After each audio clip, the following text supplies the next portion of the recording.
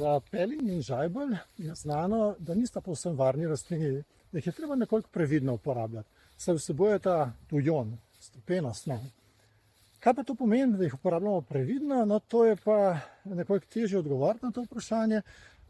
Tujon je kronično toksičen in kronično toksične snovi je relativno težko raziskovati natančno, da bi točno videli, kaj in koliko. No, moj predlog je, moje pravilo je, da se probamo izmed 5 možnih ukrepov, ki jih bom naštel, držati vsaj 4, vsaj večine teh ukrepov. Eno je, da uporabljamo majhne odmerke žajblja in pelina, recimo do 1 gram. Še posebej je to enostavno, če jih v čajne mešanice vključujemo, da jih ne uporabljamo same po sebi. Potem drugo pravilo je, da jih ne uporabljamo dolgo časa. Delamo take kure, recimo nekaj dni dolgo. Tretje pravilo je, da naj teh terapij, teh uporab ne bo veliko, recimo nekajkrat na leto.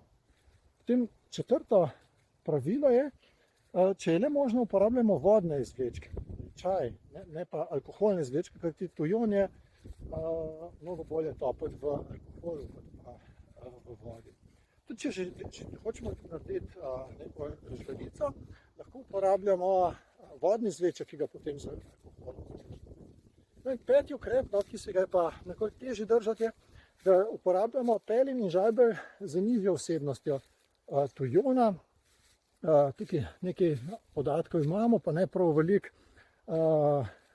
Recimo nekateri kemotipi imajo nižjo vsebnost.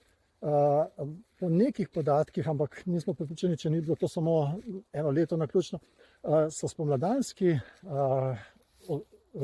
spomladi nabrani žajbelj za pelin, niti nimamo podatka, ampak za žajbelj, da ima manj tujona. Tako, če se iz teh ukrepov probamo držati vsaj večine, bomo nekako varni.